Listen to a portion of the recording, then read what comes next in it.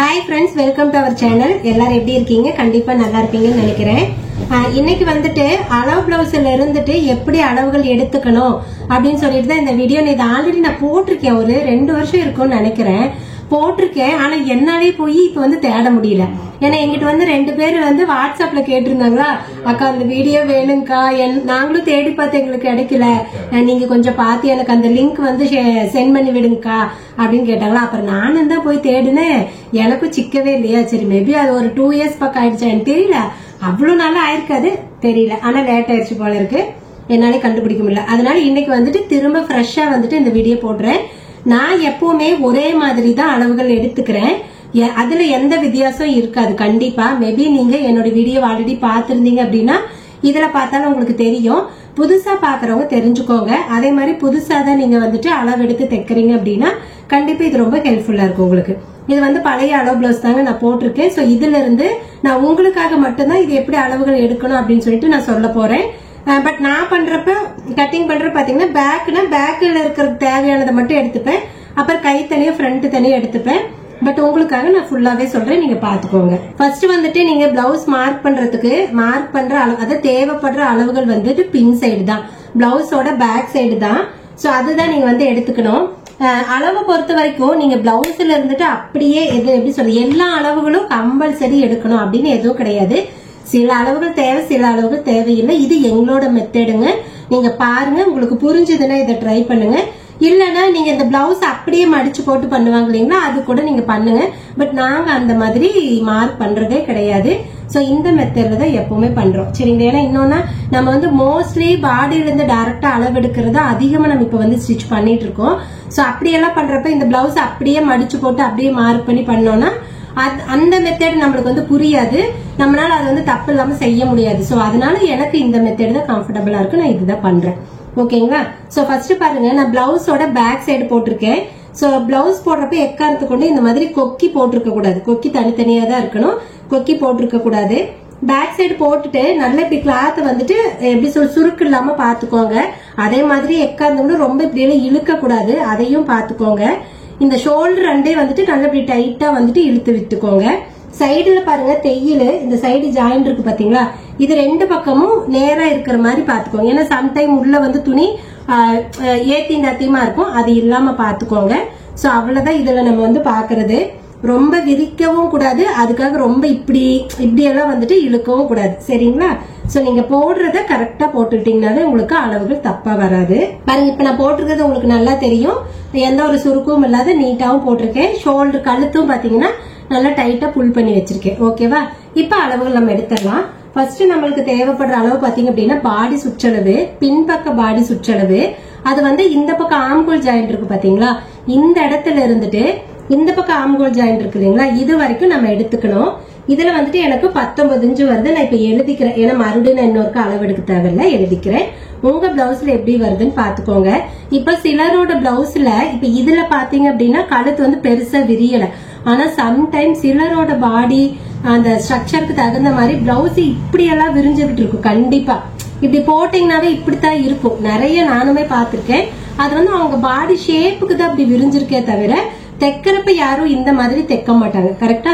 So அப்ப அதுக்கு தகுந்த மாதிரி நீங்க கரெக்டா இப்படி வந்துட்டு நேரா வச்சுக்கோங்க, அப்பதான் அளவு வந்து உங்களுக்கு கரெக்டா வரும். இடுப்பு பாத்தீங்க அப்படின்னா ஃபர்ஸ்ட் பேக் சைடு மட்டும் தான் மார்க் பண்றதுக்காக பேக் சைடு மட்டும் தான் எடுத்துக்குவோம். அதே மாதிரி இடுப்பு தையல் இருக்கு பாருங்க, இந்த தையல்ல டேப் வச்சுக்கோங்க. இப்படி கை வந்து அழுத்தி பிடிச்சுக்கோங்க. இந்த பக்கம் தையல் பாரு கொஞ்சம் லைட்டா இழுத்துக்கோங்க. இழுத்தீங்க அப்படின்னா கொஞ்சம் ஏதாவது சுருக்கு இருந்துச்சுன்னா இதாகும். சில கிளாத் வந்து பிளெக்சிபிளா இழுத்து கொடுக்கும், அதனால கண்டிப்பா இழுத்து பாத்துக்கணும். அது ஃபுல் வைல் பிளவுஸ் கொடுத்தாங்க அப்படின்னா கண்டிப்பா நீங்க இழுத்து பார்க்கணும்.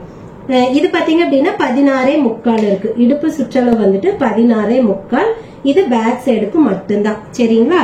சோ அடுத்தது ஆம்பூல் வந்துட்டு செக் பண்ணிக்கலாம். நான் எப்பவுமே இந்த மாதிரி ஒயருக்கு அப்புறம் எடுத்துக்குவேன், ஏன்னா ஒயர் எடுக்கிறப்ப நான் இழுத்து பிடிப்பேன், அளவுகள் மாறுன்ட்டு அது கடைசி எடுத்துப்பேன். ஆம்பூல் எடுக்கிறப்போ பாருங்க, இந்த ஷோல்டர் ஜாயிண்ட் இருக்கு பாருங்க, இது ஒரே மாதிரி இருக்கான்னு பாத்துக்கோங்க. இங்கேயும் இந்த ஜாயிண்ட் வந்து ஒரே மாதிரி இருக்கணும், ஏத்தியும் தாத்தியமா இல்லாத இருக்கணும். பார்த்துட்டு லைட்டா ஒரு ஸ்டிச் பண்ணிக்கோங்க, சரியா. ரொம்ப எப்படி சொல்ற, ரொம்ப இழுக்க தேவையில்ல, பட் லைட்டா ஒரு ஸ்டிச் பண்ணிக்கோங்க.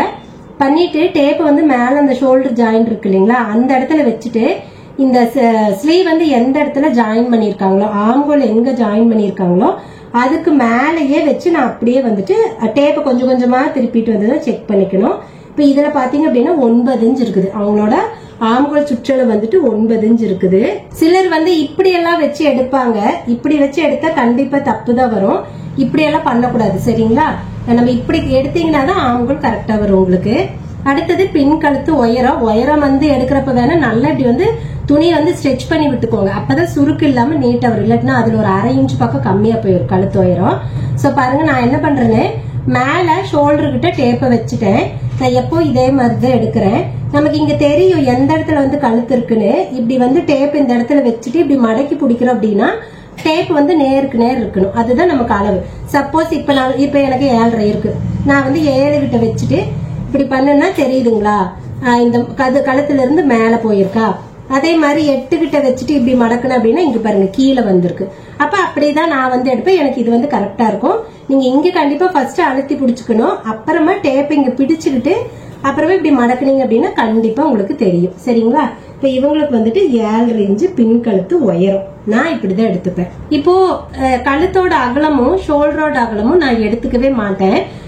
எப்பவுமே எனக்கு வந்து அது தேவைப்படுறதே இல்லை. நான் அவங்களோட பாடி சுற்றளவு எவ்வளவோ கழுத்து உயரம் எவ்வளவோ அதை பொறுத்து நான் கழுத்தோட அகலமும் ஷோல்டரும் வச்சுக்குவேன். நீங்க வேணும்னா செக் பண்ணிக்கோங்க. கழுத்தை பெருசா செக் பண்ண முடியாது, ஓரளவுக்கு தான் பண்ண முடியும்.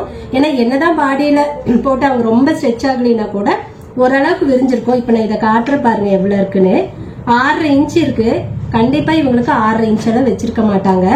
ஷோல்டர் பாத்தீங்க அப்படின்னா எவ்வளவு இருக்குன்னா 2 ஒரு புள்ளி இருக்கு. சரிங்களா? நம்ம 2 கூட வச்சுக்கலாம், ஒன்னும் தப்பு இல்லை. ஆனா இதுல வந்து 2 ஒரு புள்ளி இருக்கு. நீங்க 2.25 வச்சுக்கலாம், 2 வச்சுக்கலாம், ஒரு பிரச்சனையும் கிடையாது. சோ இவங்களுக்கு கண்டிப்பா 6 இன்ச் கழுத்து தான் வச்சிருக்கணும். 2 இன்ச்சு 2.25 இன்ச்சு ஷோல்டர் தான் வச்சிருக்கணும். சரிங்களா? அது அவங்க பாடியை பொறுத்து தான். பட் இது கண்டிப்பா 6.5 வரத்துக்கு வாய்ப்பே இல்லை. இது வந்து நீங்க இப்படி எக்ஸாக்டா செக் பண்ணிக்க முடியாது. சரிங்களா? நான் வந்து இந்த மாதிரிதான் பண்றேன். உங்களோட மெத்தட் கழுத்துக்கு வேற ஏதாவது ஈஸியா உங்களுக்கு தோணுச்சுன்னா நீங்க பண்ணிக்கோங்க. ஏன்னா நான் இது வரைக்கும் இந்த மாதிரி அந்த பாடிக்கு தகுந்த கழுத்தகலை வச்சு எந்த மிஸ்டேக்கும் வந்ததில்லை. சோ எனக்கு பிரச்சனை இல்லை. உங்களுக்கு இது வந்து கன்வீனியன்டா இல்ல அப்படின்னா நீங்க எப்பவும் எப்படி எடுப்பீங்களோ அந்த மாதிரி எடுத்துக்கோங்க. இல்ல உங்களுக்கு பாடிக்கு இவ்வளவு வச்ச போதும் தெரியும்னா நீங்க அப்படி கூட பண்ணிக்கோங்க. ஓகே, அடுத்தது கடைசியா பிளவுஸோட உயரம், டோட்டல் உயரம். அதுக்கு பாருங்க ஷோல்டர் கிட்ட டேப் வச்சுட்டு இந்த துணி நம்பர் இங்க டேப்பை பிடிக்கல, துணியை வந்து அப்படியே ஸ்ட்ரெச் பண்ணுவேன் கொஞ்சம். இப்ப லைனிங் இது வந்து பெருசா ஸ்ட்ரெச் ஆகல, பட் சிலது ஓரளவுக்கு ஆகும். ஃபுல் வாயில் நல்லாவே ஸ்ட்ரெச் ஆகும்.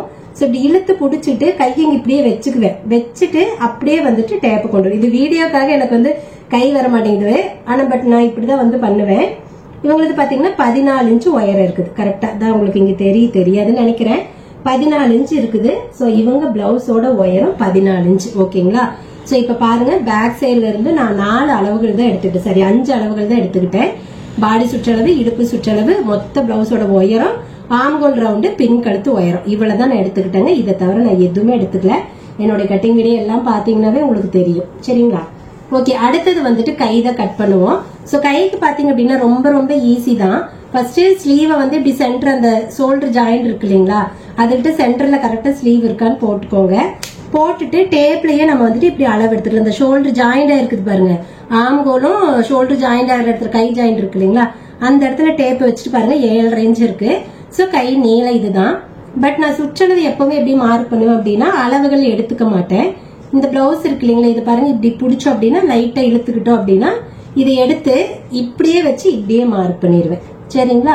இதுக்கு நான் எக்காரத்தை கொண்டு அளவுகள் டேப்ல இருந்து எடுத்துக்கிறது இல்ல.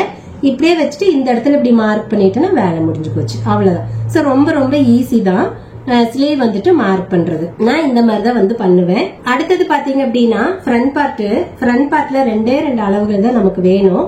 கழுத்து உயரமும் முன்பாடி உயரமும். அதுக்கும் அதே மாதிரி நம்ம ஃப்ரண்ட் பார்ட்டை கொஞ்சம் நல்லா நீட்டா போட்டுக்கணும். ஏன்னா கழுத்து வந்து கரெக்டா தெரியணும் இல்லைங்களா, அதனால நீட்டா போட்டுருக்கணும். பாருங்க, நான் கொக்கி எதுவுமே நான் போடல. சரிங்களா? சோ போட்டுட்டு கழுத்தை வந்து மைல்டா ஒரு ஸ்ட்ரெச் பண்ணிக்கோங்க. ரொம்ப சுருக்கு இருந்திருக்க கூடாது, அதனால போட்டுக்கோங்க.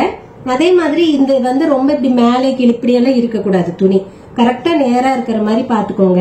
ஆனா சிலரோட பாடியில அந்த பிளவுஸ்ல பாத்தீங்கன்னா கிளாத் இருக்கிறதே இப்படிதான் இருக்கும். சரிங்களா? ஆனா இங்கெல்லாம் இப்படி தூக்கிட்டு இருக்காது. அதுக்கு ரீசன் வந்து அவங்க பாடி ஷேப், அது ஆட்டோமேட்டிக்கா அப்படி மேல ஏறிடும். சோ நீங்க அதுக்கெல்லாம் வந்து ரொம்ப இப்படி எடுத்து வைக்க வேண்டாம். அப்ப வந்து கழுத்து இப்படியே தான் இருக்கும், அதெல்லாம் எந்த மாற்றம் வராது. பட் கீழே மட்டும்தான் அந்த மாதிரி இருக்கும். சோ அதனால முடிஞ்ச அளவுக்கு இந்த கழுத்து உயரத்தை கரெக்டா செக் பண்ணிக்கோங்க. பண்ணிட்டு இப்ப பாருங்க நீட்டா இருக்கு கழுத்து. நான் இப்ப வந்து பேக்ல எப்படி எடுத்தனோ அதே தான் ஃப்ரண்ட்ல எடுத்துக்கிறேன். சோ இங்க ஜாயிண்ட் கரெக்டா இருக்கான்னு பாத்துக்கிறேன். பாத்துட்டு இங்க பாருங்க டேப் இப்படி வச்சுட்டு அப்படியே மடக்கி இப்படி செக் பண்ணிக்கிறேன். 6 இன்ச் இருக்கு எனக்கு கழுத்தோட உயரம் வந்துட்டு 6 இன்ச் இருக்கு. நான் அதை அப்புறமா வந்து மார்க் பண்றப்ப இது பண்ணிக்கிறேன் சரியா. சோ 6 இன்ச் இப்படி எடுத்துட்டோம். ஃப்ரண்ட் பார்ட்டோட ஃப்ரண்ட் கழுத்தோட உயரம் இப்படித்தான் எடுக்கணும். இதை தவிர வேற எதுவுமே கிடையாது. முடிஞ்ச அளவுக்கு எல்லாமே இந்த ரைட் சைட்லயே எடுங்க. எனக்கு இது கன்வீனியன்டா இருக்கும். அதனால நான் எப்பவுமே இப்படிதான் எடுப்பேன். ஃப்ரண்ட் பார்ட்டோட உயரம் டேப் எல்லாம் வச்சு அப்படி இழுத்து எல்லாம் பிடிச்சிங்கன்னா எக்ஸாக்டா நமக்கு தெரியாது. நீங்க ஃப்ரண்ட் பார்ட் எல்லாம் மார்க் பண்ணதுக்கு அப்புறமா இந்த சென்டர் டாட் இருக்கு பாருங்க, இந்த இடத்துல பட்டி ஜாயின் பண்ணிருப்போமா, இந்த சென்டர் டாட் இருக்கு பாருங்க, இந்த இடத்துல பிடிச்சுக்கோங்க. ஷோல்டர் வந்து 2ஆ பிடிச்சுக்கோங்க. ஏன்னா அப்பதான் வைக்கிறதுக்கு ஈஸியா இருக்கும். அதனால இப்படி சும்மா இப்படி 2ஆ பிடிச்சுக்கிட்டு லைட்டா ஸ்ட்ரெச் பண்ணணும். இது வந்து கிராஸ் கட்டிங், கண்டிப்பா லைட்டா ஸ்ட்ரெச் பண்ணணும். அப்படியே மார்க் பண்ணக்கூடாது. ஸ்ட்ரெயிட் கட்டிங்கா இருந்தா கூட கொஞ்சம் இழுங்க. ஏன்னா அது சுருக்கு இருந்ததுன்னா அந்த சுருக்கு நீங்கிக்கும். இல்லன்னா பிரச்சனை இல்லை. பட் ஆனா கிராஸ் கட்டிங் கண்டிப்பா நீங்க ஸ்டிச் பண்ணணும். இப்ப பிளவுஸோட ஒயர் இந்த இடத்துல நீங்க மார்க் பண்ணிருக்கீங்கன்னா இந்த இடத்துல வச்சுட்டு இப்படியே லைட் பாருங்க, நான் இழுத்து பிடிக்கிறேன்னா இப்படியே இழுத்து பிடிச்சிட்டு இந்த இடத்துல எந்த இடத்துல ஜாயிண்ட் இருக்கோ அந்த இடத்துல மார்க் பண்ணிக்கலாம். இப்ப இதோட உயரம் தான் எனக்கு வந்துட்டு ஃப்ரண்ட் பார்ட்டோட உயரம். இதை வந்துட்டு நான் இப்படியே சும்மா செக் பண்ணிப்பேன். ஃபர்ஸ்ட் கோடு போடுறதுக்கு முன்னாடி செக் பண்ணிப்பேன். அவங்களுக்கு வந்து 14 இன்ச் ஃப்ரண்ட் பார்ட்டோட உயரம் இருக்கு. ஓகேங்களா. நான் இப்படிதான் எப்பவுமே அளவுகள் எடுத்துக்கிறேங்க. இது வரைக்கும் எனக்கு எந்த மிஸ்டேக்குமே வந்ததில்லை. சோ இந்த மெத்தட் வந்து ரொம்ப ஈஸி தான். மேபி புதுசா பாக்குறதுக்கு கொஞ்சம் கஷ்டமா இருக்கலாம். ஆனா ரொம்ப ஈஸி தான். ட்ரை பண்ணி பாருங்க. அப்புறம் பட்டி கேக்குறீங்க, பட்டி எப்படிங்கக்கா நீங்க கட்டிங்ல பண்றதே அப்படின்ட்டு.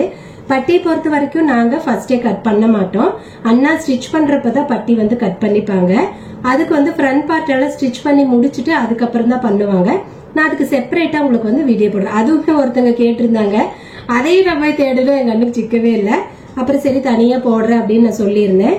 சோ அதையும் வந்துட்டு உங்களுக்கு நான் தனியா போடுறேன் சரிங்களா. எப்படி வந்துட்டு பட்டி கட் பண்றது அப்படின்னு நான் தனியா போடுறேன்.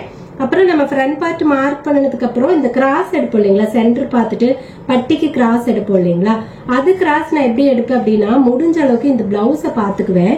இந்த பிளவுஸ்ல பாருங்க இங்க சைடுல இந்த இடத்துல ஜாயிண்ட் இருக்கு, ஃப்ரண்ட்ல இந்த இடத்துல ஜாயிண்ட் இருக்கு. சோ அப்ப நல்லா வளைச்சிருக்காங்கன்னு அர்த்தம். அப்ப 2 இன்ச் ஃப்ரண்ட்ல 2 சைடுல 2 இன்ச் ஒயர் எடுத்திருப்பாங்க. அப்பதான் இந்த மாதிரி வளைவு வந்துட்டு நல்லா வரும். சோ இந்த மாதிரி நான் பார்த்துட்டு அதுக்கு தகுந்த மாதிரி தான் நான் வந்துட்டு வெட்டிக்குவேன். எப்பவுமே பட்டியை பொறுத்த வரைக்கும் நம்ம முன்னாடியே வெட்ட முடியாது. என்னை பொறுத்த வரைக்கும் எங்களோட மெத்தட்ல முன்னாடி வெட்டவே முடியாது. நாங்க அதனால ஸ்டிச் பண்ணி எல்லாம் முடிச்சுட்டு அதுக்குன்னு ஒரு மெத்தட் இருக்கு, அப்படிதான் வந்துட்டு கட் பண்ணுவாங்க. உங்களுக்கு ஒருவேளை இது வரைக்கும் நீங்க பண்ற மெத்தட் ஈஸியா தான் இருக்கு, மிஸ்டேக் வந்தது இல்லைன்னா நீங்க குழப்பிக்கவே வேண்டாம். அந்த மெத்தட் அப்படியே ஃபாலோ பண்ணுங்க. இல்ல அதோட இது கொஞ்சம் ஈஸியா இருக்குன்னு தோணுச்சுன்னா மட்டும் கண்டினியூ பண்ணுங்க சரியா. கண்டிப்பா நான் வந்துட்டு பட்டி எப்படி கட் பண்றோம் அப்படிங்கறது நான் தனியா உங்களுக்கு வீடியோ போடுறேன். சரி ஓகேங்க. இன்னைக்கு வீடியோல அளவு பிளவுஸ்ல இருந்து எப்படி அளவுகள் எடுத்துக்கணும், என்னென்ன அளவுகள் முக்கியம் அப்படின்னு சொல்லிட்டு நான் சொல்லியிருக்கேன். ரொம்ப ஹெல்ப்ஃபுல்லா இருக்கும்னு நினைக்கிறேன்.